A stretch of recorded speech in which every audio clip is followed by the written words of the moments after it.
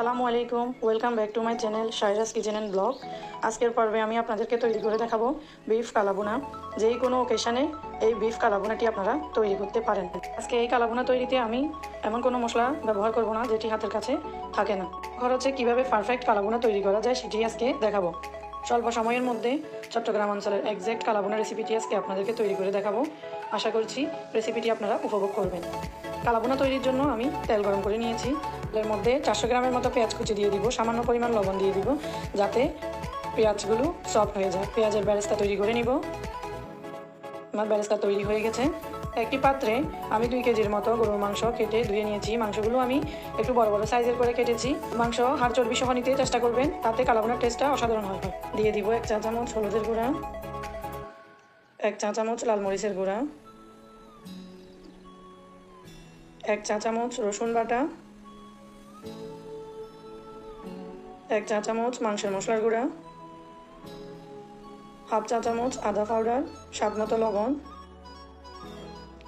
Add করব পেঁয়াজ বেরেস্তা দিলেই এই কালাভুনার টেস্টটা খুবই ভালো আসে। একদমই সিম্পল ম্যারিনেশন, আশা করছি আপনাদের কোনো সমস্যা হবে না। এখন দিয়ে দিব বেরেস্তা ফ্রাই করা তেলগুলো। বেরেস্তা ভাজা তেল দিলে টেস্টটা ভালো আসে। সব কিছু ভালোভাবে মিশিয়ে নেব।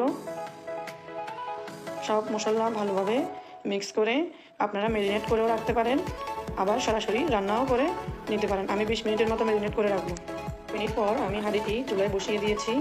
আমি এই ম্যারিনেশনে কোনো পানি অ্যাড করিনি। তাও দেখেন ঢাকনা দিয়ে মৃদু জালে রান্না করায় অনেক পানি বেরিয়ে এসেছে। এই পানিতে মাংসটা ভালোভাবে কষিয়ে নিব।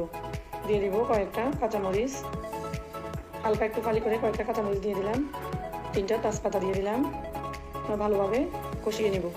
আপনারা চাইলে এভাবেই মাংসটা একদম সিদ্ধ করে ফেলতে পারেন, একটু সময় বেশি লাগবে, তাই আমি সময় বাঁচানোর জন্য মাংসটাকে প্রেসার কুকারে দিয়ে ভালোভাবে সেদ্ধ করে নিব। ফাইনালি আমি মাংসটা প্রেসার কুকারে ট্রান্সফার করে নিব। প্রেসার কুকারে আমি এটা 4 সিটি দিয়ে নিব। 4 সিটি দিলেই মাংস সিদ্ধ হয়ে যাবে। আচ্ছা, এখানে একটা ছোট্ট টিপস। প্রেসার কুকারে আপনারা অনেক সময় চিন্তা করেন কতটুকু পানি দিতে হবে, কতটুকু দিলে মাংসে পানি কম বা বেশি হবে না। যতটা লেয়ার পর্যন্ত মাংস ঠিক ততটা লেয়ার পর্যন্ত পানি দিতে হবে। আমি মাংসের পাত্রটা ধুয়ে একটু পানি অ্যাড করে দিব। এতে আমার প্রেসার কুকারে পানি কম বা বেশি হবে না, পারফেক্টই হবে। কুকারের ঢাকনাটা বন্ধ করে দিয়ে আমি চুলার আঁচটা একদম মিডিয়ামে রেখে 4 সিটি দিয়ে মাংস সিদ্ধ করে নিব। এটা আমি 80%-এর মতো কুক করে নিব। বাকি 20% কালাভুনা মশলার সাথে ভাজতে ভাজতে মাংসটা কুক হয়ে যাবে। আর মশলাটা তৈরি করে নিব। 2 টেবিল চামচ সরিষার তেল দিয়ে দিব, 1 কাপ পরিমাণ পেঁয়াজ কুচি দিয়ে দিব, 4 কোয়া রসুন দিয়ে দিব। দিয়ে পেঁয়াজ রসুন সামান্য ভেজে নিব। একটু সফট হয়ে আসলে 1 চা চামচ রসুন দিয়ে দিব। রসুন দিয়ে 30 সেকেন্ডের মতো পেঁয়াজ রসুন ভেজে নিব।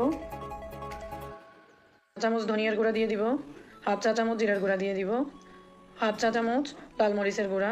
চুলা লোতে রেখে মশলাটি ভেজে নিব। 30 সেকেন্ডের মতো মশলাটি ভেজে নিব। এখন আমি বয়েল করে রাখা গরুর মাংস এই মশলাতে অ্যাড করব। মাংসটা অ্যাড করব, গ্রেভিটা আমি রেখে দিব, কারণ গ্রেভিটা আমি মাংস ফ্রাইয়ের সময় যখন মশলার সাথে মাংসটা ফ্রাই করব তখনই একটু একটু করে অ্যাড করব, যাতে মাংসটা সফট হয়। অনেকে কী করে মাংসটা একদম লাল লাল করে ফ্রাই করে ফেলে, এতে করে মাংসের উপর দিয়ে পুড়ে যায়, ভিতর থেকে মাংস সফট হয় না, খেতেও অতটা ভালো লাগে না। এখানে আরেকটা ছোট্ট টিপস, মাংসের যে কালো কালার, ওই কালো কালারটা আনার জন্য আমি 1 চা চামচ লেবুর রস অ্যাড করব। লেবুর রসটা দেওয়ার পর মাংসে আস্তে আস্তে ফ্রাই করতে করতে কালো কালারটা চলে আসবে। কোনো মানে এই না যে মাংসকে হাই হিটে ফ্রাই করে পুড়ে ফেলতে হবে।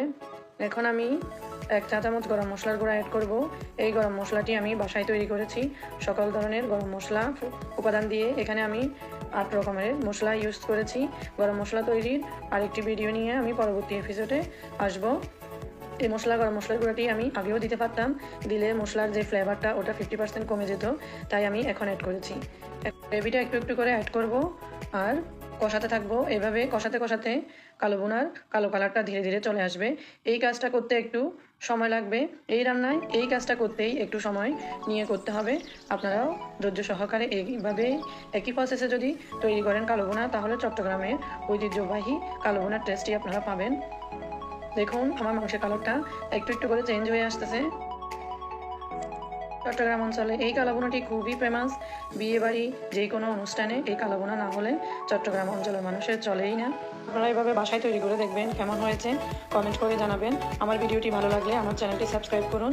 আপনারা সাবস্ক্রাইব করলে নতুন ভিডিও তৈরিতে উৎসাহ পাই। দেখুন আমার কালাভুনাটি কতটা সফট হয়েছে এবং ভিতর থেকে একদম তুলতুলে নরম হয়েছে। আপনারা এভাবে তৈরি করে দেখবেন। ভিডিওটি ভালো লাগলে লাইক করুন, বন্ধুদের সাথে শেয়ার করুন, আমার চ্যানেলটি সাবস্ক্রাইব করুন। সবাই ভালো থাকবেন। আল্লাহ হাফেজ।